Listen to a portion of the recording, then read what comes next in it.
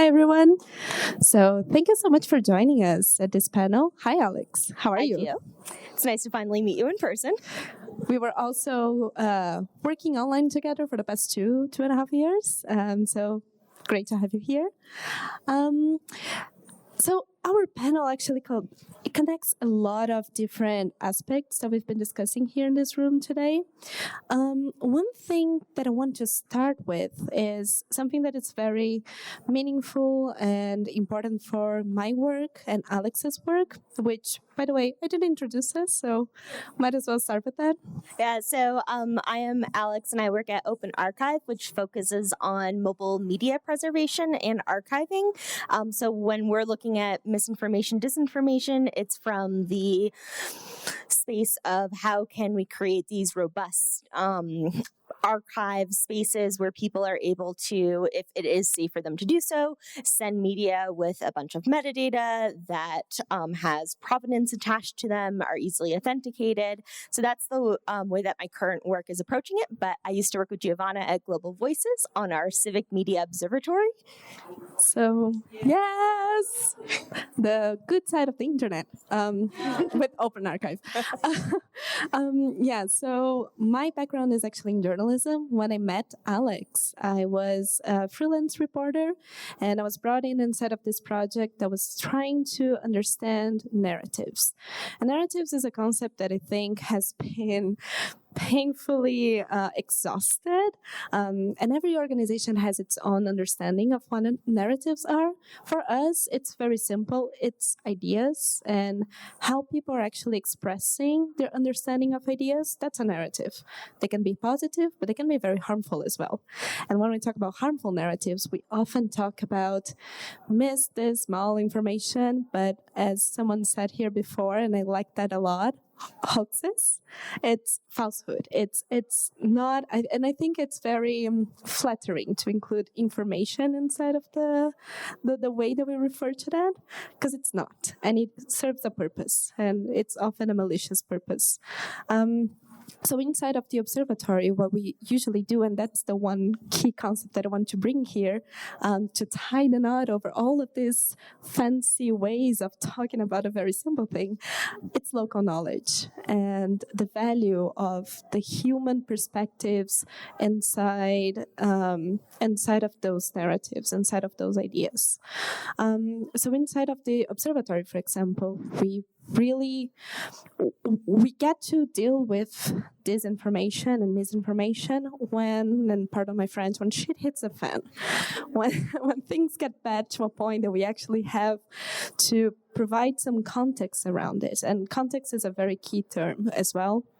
We have to provide some context about it to fully comprehend how that piece of idea is spreading around, and why does it make sense for people. We say that we are not exactly a fact-checking project, because we are not going to get to some narrative and say, well, this is false because X, Y, and Z, this is the actual truth. But we don't do that. We work alongside fact-checking projects that do it brilliantly.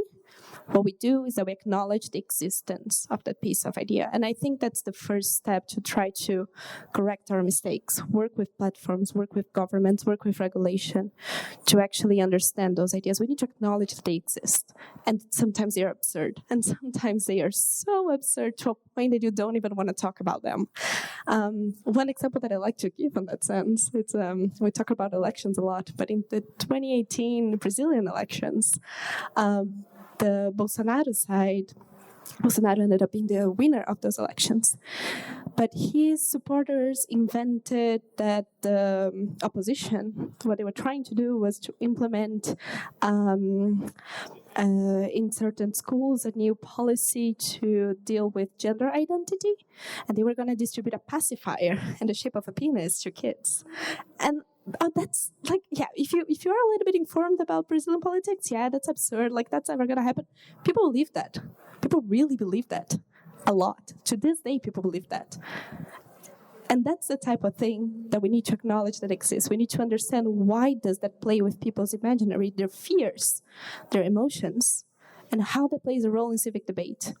And I think that's also something that Alex does brilliantly at OpenArchive, because there's a side of that is we cannot forget that those things exist, and we cannot forget that those things exist online as well. And sometimes they are subjected to suppression. Yeah, and I think this ties into the ethical journalism part of our fireside chat today. Giovanna and I were talking earlier about this whole idea that sometimes exists in this space about, okay, you have misinformation or hoaxes. With fact-checking, let's put out the true narrative. Let's have journalism that refutes these spaces. But that kind of tit-for-tat, black and white, doesn't work. Who you're targeting with that attempt to correct that mis and disinformation might not be the communities, the groups, the echo chambers that are actually believing it, perpetrating it. So thinking about ethical journalism as a way to create this positive civic impact and not necessarily act to correct, but act to build this almost repository of civically minded reporting that emphasizes narratives of those who are underrepresented, that takes transparency into account, and from the kind of more visual side, allows these really deep repositories of images, media that help substantiate what is actually going on in the world. One kind of thought that I had while listening to the last panel, which was absolutely amazing, is Giovanna and I have both been on the civil society side of partnering with a big social media, big tech organizations. Yes. In this instance, it was Facebook and Meta's civic integrity team. And I think from the civil society perspective, a lot could be echoed about the kind of human nature and the importance of the deep human nature of this work. And as Giovanna mentioned, thinking about narratives, building context, understanding that subtext, that can't be necessarily automated or can only be automated to a certain extent. You need those people with local knowledge. And again, that's really incredibly resource intensive, especially from civil side, nonprofit side, unless you're able to kind of build those partnerships and get some big money from those partnerships. It can sometimes be impossible to implement. And I think in our experience as well, the kind of lack of transparency and knowledge of, okay, what are we doing this work for? What is it actually going into when it comes to Facebook's civic integrity systems? Is it actually going to have impact? How do we need to represent it in a way that it can be digestible? Because as was mentioned, a 40-page long report that is super dense isn't going to be read by anyone. We've had lots of discussions about key terms and how that can feed into the process, but what you're also missing if you are just looking at key terms. So it's this really interesting problem. I think, exactly. What Alex is describing is our experience with seeing that self-regulation doesn't really work. And unless there is someone else, a third party or a government or someone trying to hold those organizations accountable, they are not going to invest on that. And we saw the little by little dismantle of the civic integration team inside of Meta, how that became from one thing became a complete other thing, and then suddenly it was nothing because it doesn't exist anymore. And one thing that we also try to do with the generation of value and knowledge that we do. By the way, it's all public, available at Global Voices website. We don't really try to gatekeep any information. You cannot access it. We never worked with one organization and just provided them with information. We're like, no, we're doing our project, and with our project, we think we can help you guys to be a bit better. But one thing that we do is that, and I think it's common to everyone in this room, we have some shared values. We want to protect democracies. We want to protect freedom of expression. We want to protect the free press. And we want to do that inside of organizations that sometimes prioritize authoritarianism. And that's also something that we need to account for. digital authoritarianism is something that we've been working on quite a long time with. Network authoritarianism was actually a term coined by one of Global Voice's founders, Rebecca McKinnon, and she, at the time, she was referring specifically to Chinese technology being employed in authoritarian practices. We kind of tweaked that a little bit now, and we deal more with digital authoritarianism by acknowledging that digital rights are human rights. People need the right to exist either in the physical world, but also in the digital world, in ways that preserve their integrity, their freedom of expression, and many of those spaces use different tactics, including disinformation, to preserve authoritarian practices, to curb freedoms in many senses. We see that, for example, when Myanmar, after the coup, many of the military, they use Facebook to spread different narratives, to talk about the PDF, the People's Defense Force, in malicious ways to dox certain activists, and yet they have a check sign next to their profile to validate them as trustworthy sources. That's one example. And that's one example of how big techs are actually collaborating to those spaces. And it seems like a simple thing, like, maybe taking down those pages might be a bit controversial and don't want to go there, but take out the check mark, take out the blue check mark, right? Seems so simple. It's not. It's never so simple. So how meaningful is the blue check mark these days? Yeah, true.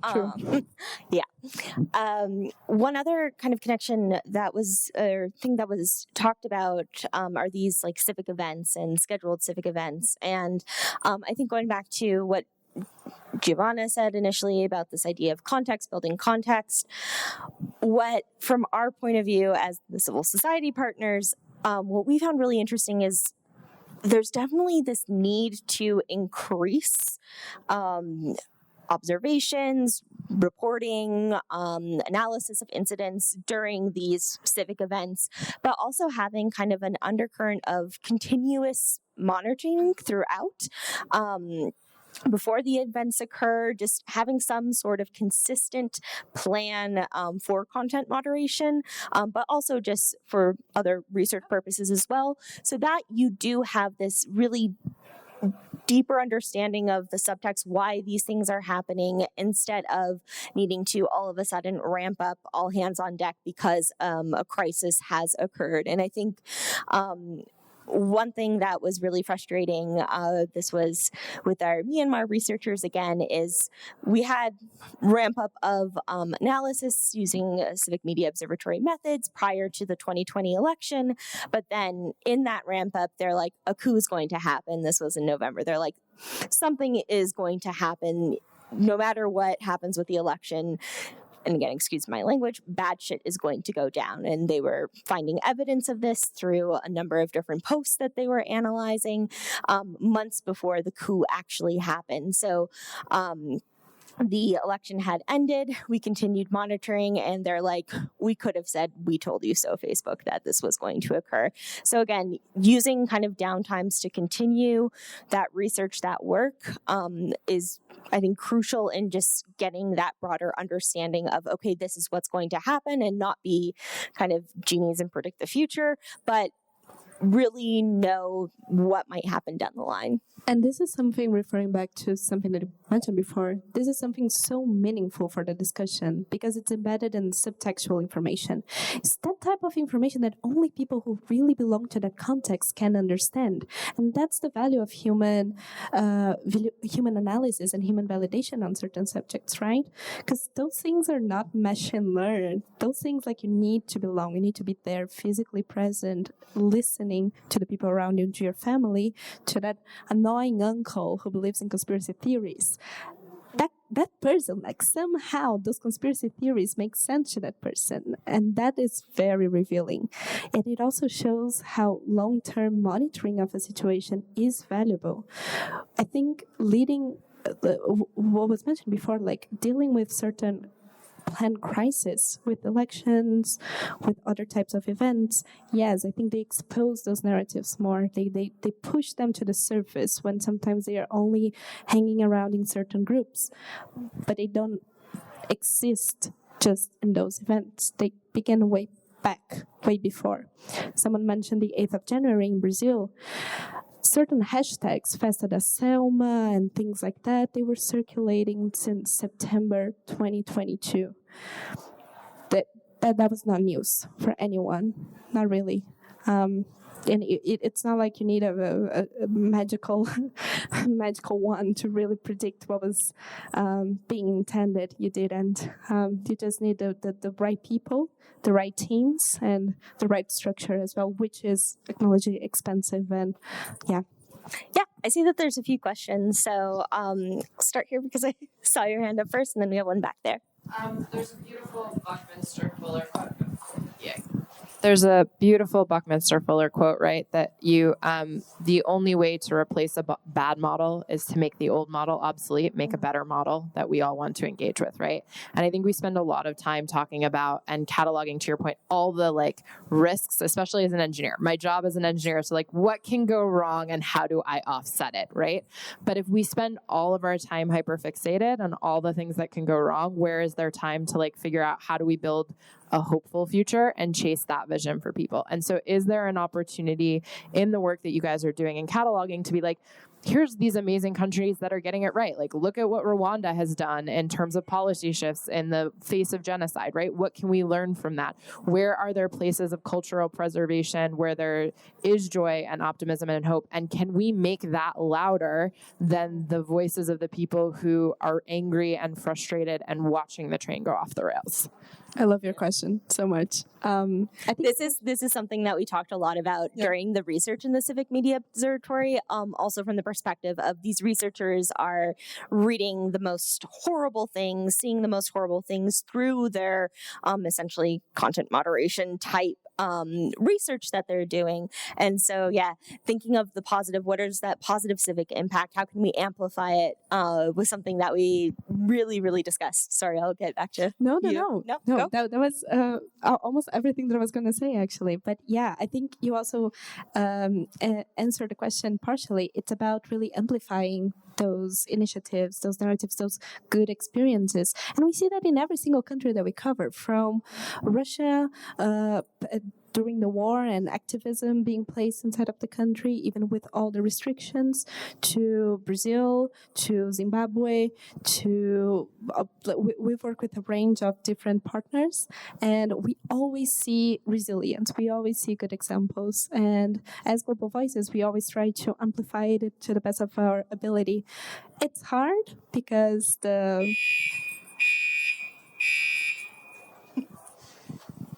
Okay.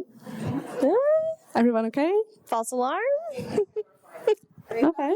Go more. Yeah, I think so. Unless it's just very short-term warnings here in Costa Rica, where it's if you don't act fast, you're gone. Yeah. Maybe it was just cheering you on. yeah. Yeah.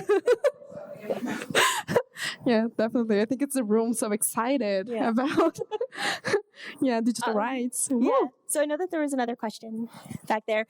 Also, just to quickly talk about the preservation side of things, one of OpenArchive's goal is we have these decentralized archivist communities who are interested in building up their archives, looking for secure ways to share and send this media. And we are ideally going to create a consortium of best practices organizations who are doing work that is impactful, powerful, to make sure that, again, it is being highlighted, amplified, and most importantly, those practices are shared across the globe. So, other question? Hi. I wanted first, as a Brazilian, thank you for bringing up. Oi, tudo bom? I have a really hard time telling that story to friends, and when you say dildo pacifier, it just doesn't really describe what we went through. But I would love to Sorry, my name is Teresa Pessoa. I'm originally from Brazil, but I work in DC.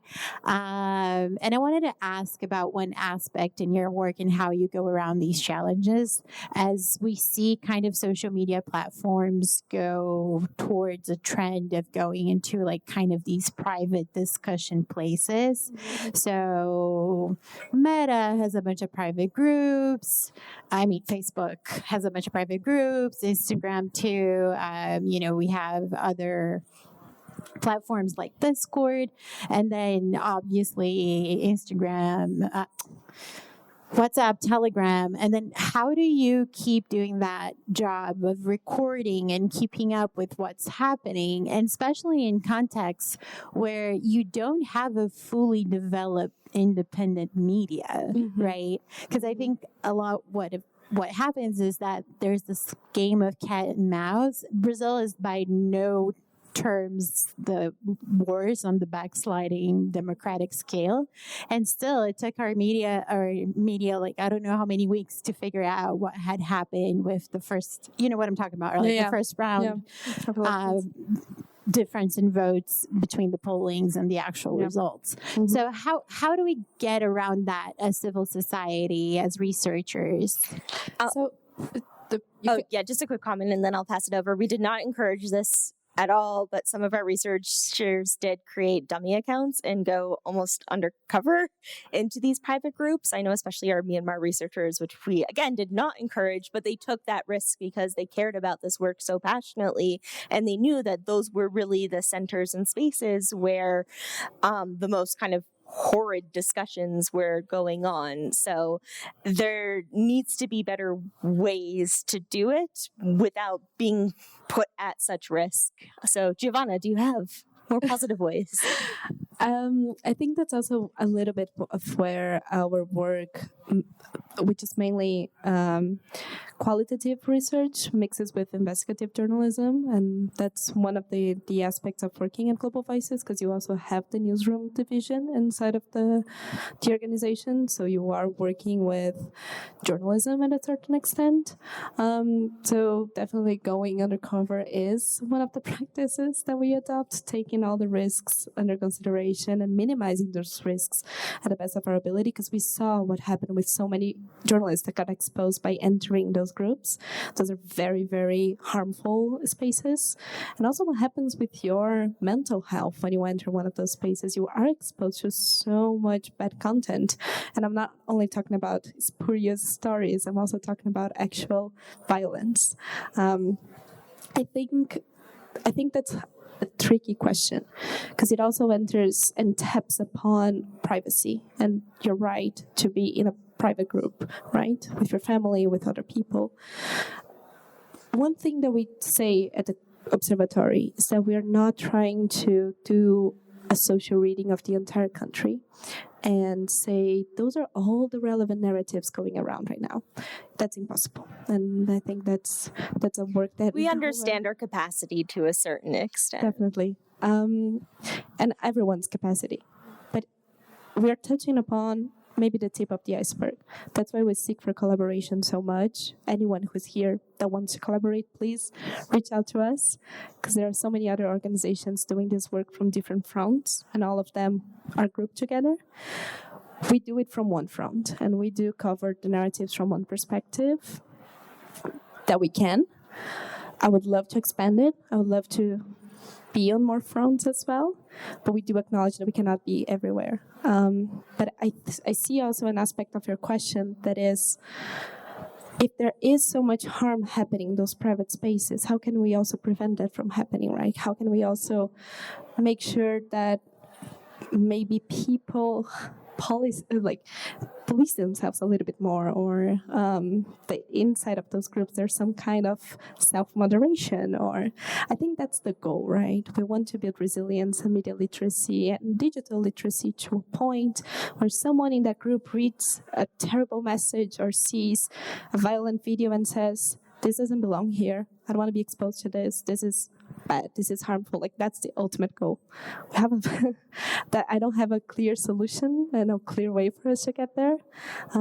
But I think it definitely passes through collaboration, through education, and through just acknowledging that those things exist. Yeah, I think at RightsCon we could spend a whole day talking about the privacy security trade-offs when it comes to things like authentication and also free speech versus privacy and need for moderation. And it's also, I think, brings up the question of who's the decider, where the line is drawn, which again, no answer to that whatsoever. And I feel like a whole conference could be dedicated to that.